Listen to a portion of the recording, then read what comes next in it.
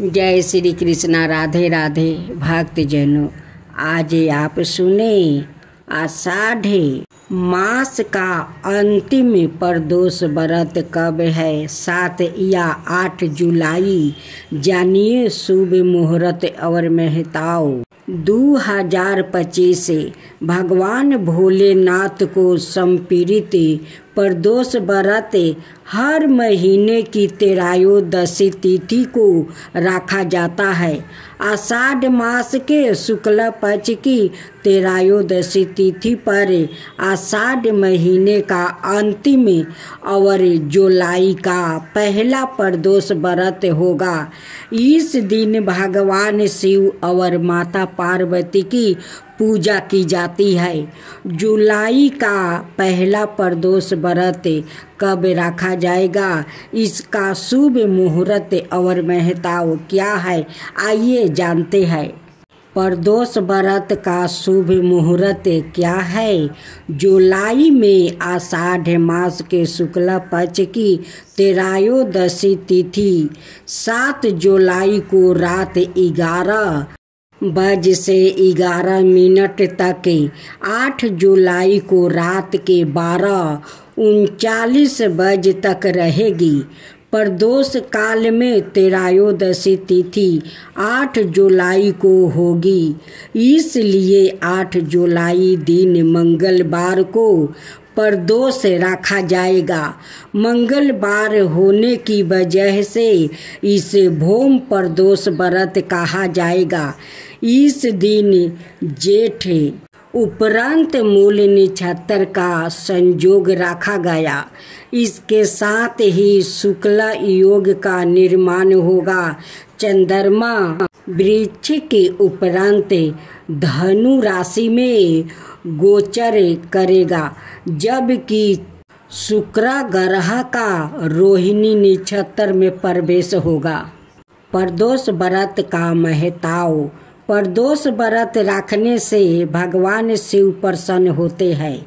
इससे वैवाहिक जीवन में सुख शांति रहती है, संतान सुख मिलता है।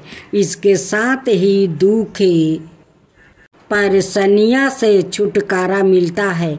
भगवान शिव और माता पार्वती के आशीर्वाद से प्रदोष व्रत रखने वाले के घर आंगन में हमेशा खुशियाँ बनी रहती है।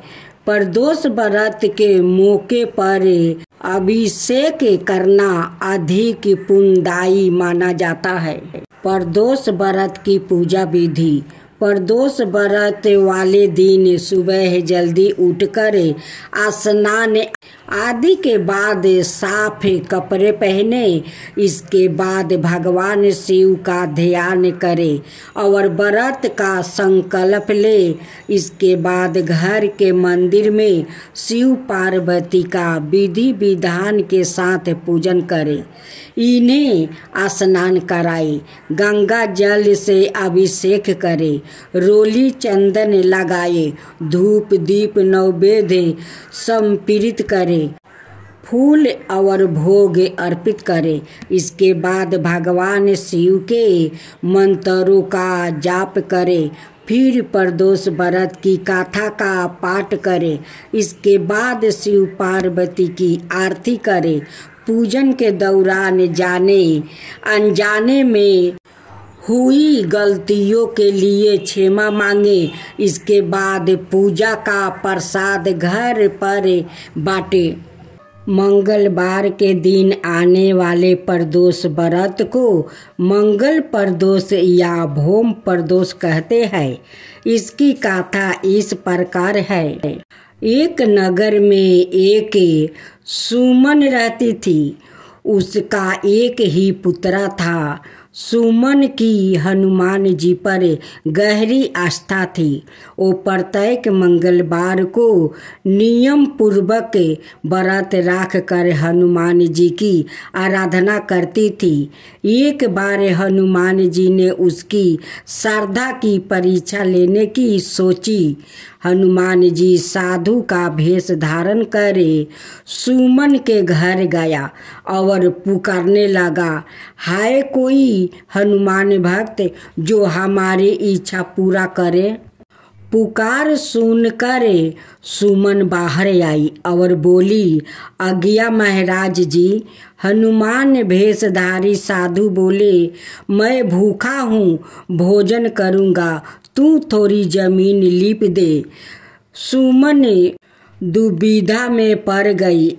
अंते हाथ जोड़कर बोली, महाराज, लिपने और मिट्टी खोदने के अतिरिक्त आप कोई दूसरी आज्ञा दे, मैं अवश्य पूर्ण करूँगी। साधु ने 3 बार प्रतिज्ञा करने के बाद कहा, तुम अपने बेटे को बुलाओ, मैं उसकी पीठ पर आग जलाकर भोजन बनाऊंगा। यह सुनकर सुमन घबरा गई, परंतु वो प्रतिज्ञाबद्ध थी। उसने अपने पुत्रा को बुलाकर साधु के हवाले सौंप दिया। भेषधारी साधु हनुमान जी ने सुमन के हाथों से ही उसको पुत्रा को पेट के बल लेटवाया और उसकी पीठ पर आग जलवाई। आग जलाकर दुखी मन से सुमन अपने घर में चली गई। इधर भोजन बनाकर साधु ने सुमन को बुलाकर कहा, तुम अपने पुत्रा को पुकारो ताकि वो भी आकर भोग लगा ले। इस पर सुमन बोली, उसका नाम लेकर मुझे और कष्ट ना पहुँचाओ। लेकिन जब साधु महाराज नहीं माने तो सुमन ने अपने पुत्रा को आवाज लगाई। अपने पुत्रा को जीवित देखे सुमन को बहुत आश्चर्य हुआ और वो साधु के चरणों में गिर पड़ी। हनुमान जी अपने वास्तविक रूप में प्रकट हुआ और सुमन को भक्ति का आशीर्वाद दिया। हनुमान जी की जन्म संपूर्णों का था। भीम को वन में घूमते हुए एक बूढ़ा बांदर दिखाई दिया। वो एक बहुत बड़ी आहू वाला बांदर था, जिसकी पूंछ बहुत लंबी थी और उसकी पूंछ भीम के रास्ते में थी। भीम बहुत ही घमंडी था। अगर उसके रास्ते में कोई आता तो उसे पीछे हटाकर भीम को रास्ता देना पड़ता। और इन 12 बरस के दौरान पांडवों को जिस लाज का सम्मान करना पड़ा, उसकी वजह से वो बहुत गुस्से भी हो गया। जब कोई घमंडी इंसान गुस्से भी हो जाता है तो वो मूर्ख हो जाता है। जी हाँ, वो दूसरों के साथ साथ अपने लिए भी संकट बनाता है। तो वो आगे आया और उसने बानर को रास्ते में पूंछ फैलाया पारा देखा और उसने अपमानित महसूस किया। उसने सोचा, ये है बांदर अपनी पूंछ मेरे रास्ते में क्यों राख कर बैठा है। उसने कहा, हे बांदर, तुम अपनी पूंछ हटा लो, क्योंकि भारत में लोग दूसरों के अंग लांघ कर आगे नहीं जाते और कोई बैठा या लेटा हो तो आप उसके अंगों को लंघन कर नहीं जाते। इसे अशुभ माना जाता है। अगर वैज्ञानिक लिहाज से देखो तो भी यह कई कारणों से गलत है, पर अभी हम उनके बारे में विस्तार से बात करेंगे। तो पारंपरिक किस्म के लोग दूसरे के अंग लांघ कर आगे नहीं जाते हैं। अगर कोई बैठा यह लेटा हो तो वो एक ओर से घूम कर जाते हैं। आप में से बहुत से लोग आदत की वजह से ऐसा करते हैं, क्योंकि आपने माता पिता को ऐसा करते देखा है। क्या आपने यह देखा हो सकता है कि आपको ना पाता हो कि ऐसा क्यों करते हैं, पर आप किसी को नहीं लांघते।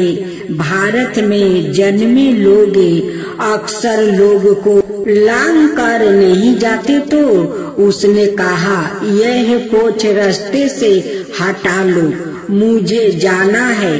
बांदर ने कहा कि मैं इतना बूढ़ा हूँ कि अपनी पोछ भी नहीं हिला सकता, तुम ही इसे क्यों नहीं हटा देते हो? भीम ने कहा, ठीक है। भीम ने हाथ नीचे किया और पोछ को हटाना चाहा, पर वो तो टस से मस नहीं हुई।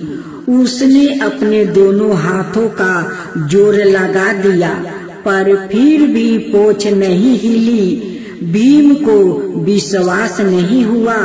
भीम को अपने बल पर बहुत घमंड था और उसे लगता था कि वो धरती का सबसे शक्तिशाली प्राणी है। नागाओं द्वारा दिए गए 9 पाषाण घोल से उसकी ताकत और बढ़ गई थी। वो हमेशा अपने बल को बढ़ाने के लिए कसरत करता रहता था और आज एक बांदर की पोछ नहीं हिला पा रहा था। वो इस अपमान को सह नहीं सका। उसने अपनी ओर से बहुत कोशिश की, पर उसे उठा नहीं पाया। फिर वो अपने घुटने के बल बैठकर बोला, आप कौन है? अगर मैं इस पोछ को नहीं हटा सका तो आप केवल बानर नहीं है, आप कौन है?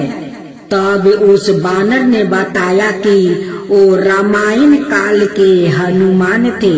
रामायण महाभारत का ही एक अंग है। बहुत समय बाद वाल्मीकि ने इस गाथा को एक महाकाव्य के रूप में अलग पहचान दिया। अन्यथा रामायण महाभारत का ही एक अंग थी। यह एक लंबा महाकाव्य था।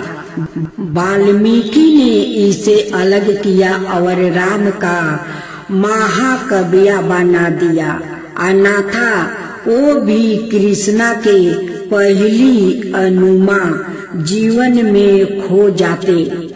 तब हनुमान ने कहा, भले ही तुम्हारे पास कितना भी बल क्यों न हो, अगर तुम्हारे पास श्रद्धा और विनय नहीं है तो तुम्हारा वतन होगा। तो ये 2 सबक जो अर्जुन और भीम के लिए थे, उन्हें एक तरह से उन दोनों के लिए रचा गया था, क्योंकि उनमें इन गुणों का अभाव था। अनाथ सब ठीक था, केवल उनके भीतर थोड़ा घमंड था। उन्हें लगता था कि उन्हें कोई नहीं हरा सकता। उन्हें लगता था कि वो कुछ भी कर सकते हैं। कृष्णा उन्हें निरंतर याद दिलाते रहते हैं, यहाँ तक कि रणभूमि में भी उन्हें बस यही याद दिलाते रहे हैं। इससे कोई अंतर नहीं पड़ता कि आप कौन हैं। दूसरे पक्ष के लोग मूर्ख नहीं है, वो भी योग्य है। घमंड मत करो, तुम सवारी को मार दोगे। वो अर्जुन को निरंतर कहते हैं कि वो शत्रु के तीर से नहीं मारा जाएगा, वो एक दिन अपने घमंड से वो मारा जाएगा।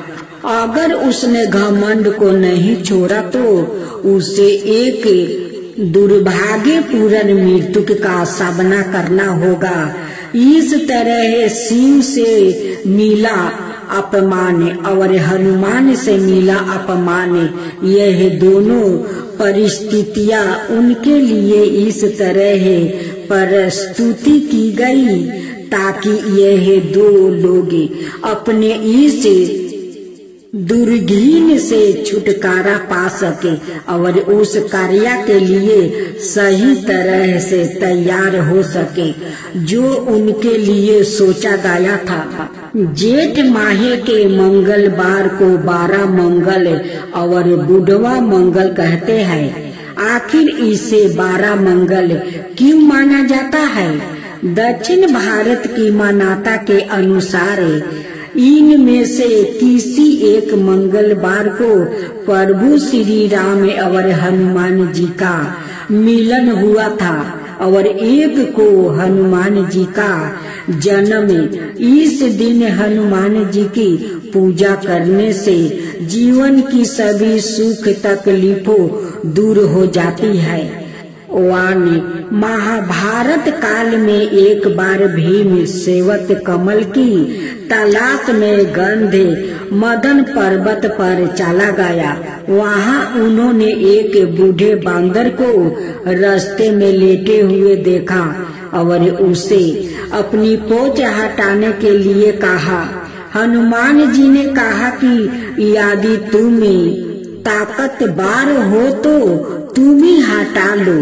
भीम ने अपनी पूरी शक्ति से पोंछ हटाने का प्रयास किया लेकिन नहीं हटा पाया। भीम का घमंड चूर चूर हो गया। जब यह घटना घटी थी तब मंगलवार था, इसलिए इस मंगलवार को बुधवा मंगल कहा जाता है। दूसरी गाथा के अनुसार सीता जी की खोज करते हुए भगवान श्री राम जी से हनुमान जी का मिलन प्रिया पुरोहित के रूप में इसी दिन हुआ था। इसलिए जेठ मास के मंगलवार को बुधवा मंगल या 12 मंगल के नाम से जाना जाता है। तीसरा एक अन्याय कथा के अनुसार एक बार रावण ने हनुमान जी की पोंछ में आग लगवा दी थी। तब हनुमान जी के अपना विकराल रूप धारण किया और रावण की लंका जलाने के लिए अपनी पोंछ में बरिवानल अग्नि पैदा की थी, जिससे इस भाद्रपद माह के आखिरी मंगलवार को बुधवा मंगल नाम मिला। जेठ मास के इस मंगलवार को हनुमान जी को अमरता का वरदान मिला था। इसी कारण जेठ के मंगल को 12 मंगल और बुधवा मंगल कहते हैं। उत्तर प्रदेश में जेठ मास में आने वाले हर मंगलवार को बहुत ही शुभ माना जाता है। उनमें भी पहले आने वाले मंगलवार को विशेष मानकर पूजा अर्चना की जाती है। वैसे तो पूरे जेठ मास में हनुमान मंदिर सजे रहते हैं और हर मंगलवार को जगह जगह पर भंडारों लगते हैं, पर 12 मंगलवार की बात खास है। यह दिन केवल एक ही धर्म का परिचायक नहीं है बल्कि सबर धर्म एकता का प्रतीक है। आप सुने हनुमान चालीसा। पावन तनहि संकट हरनि मंगल मूर्ति रूपे राम लखन सीता सहिता हृदय बसहु सुरभूपे। सुलक्षण रूप धरि सियाहि दिखावे विकट रूप धरि लंका जरावे।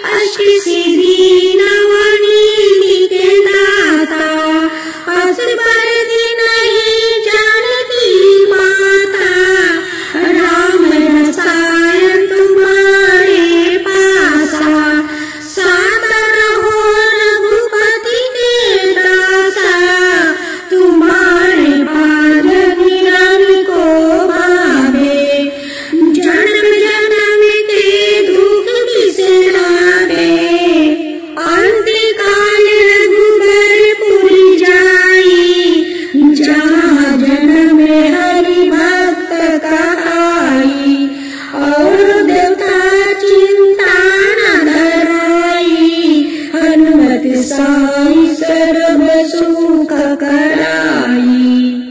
संकट कटे मिटे सब पीरा, जो सुने हनुमत बलबीरा। जय जय जय हनुमान गोसाई, कृपा करहु गुरुदेव की नाई। जो सत बार पाठ करे कोई, छूटहि बंदी महासुखी होई। जो ये पढ़े हनुमान चालीसा, होए सीधी साखी गोरीसा। तुलसीदास सदा हरि चेरा, की जो नाते हृदय माडेरा। जय हनुमान ज्ञान गुण सागर, जय कपीसा तेहु लोक उजागर। राम दूत अतुलित बल धामा, अंजनी पुत्र पवन सुत नामा। महावीर विक्रम बजरंगी, कुमति निवार सुनीति की संगी। कंचन बरन विराज सुबेसा, कानन कुंडल कुंचित केसा। हाथ बरजे अवल ध्वजा विराजे, कांधे मूंज जनेऊ साजो। शंकर सुवन केसरी नंदन, तेज प्रताप महाजगवंदन। विद्यावान गुणो अति चतुर, राम काज करिबे को आतुर। प्रभु चरित सुनावे को रसिया, राम लखन सीता मन बसिया। हनुमान लला की, दुष्ट दल रघुनाथ कला की। आरती की जो हनुमान लला की, दुष्ट दल रघुनाथ कला की। जाके बलि से गिरबर कापे, रोग सोग जाके निकट ना झाके। अंजनी पुत्र महाबल दाई, संतन के प्रभु सादा सहाई। आरती की जो हनुमान लला की, आरती की जो हनुमान लला की। देवीरा रघुनाथ पेठाए, लंका जरी सिया सुधिलाए। लंका सुकोटि समुंदर सिखाई, लंका सुकोटि समुंदर सिखाई। जात पवन सुता बरन लाई, आरती की जो हनुमान लला की। आरती की जो हनुमान लला की।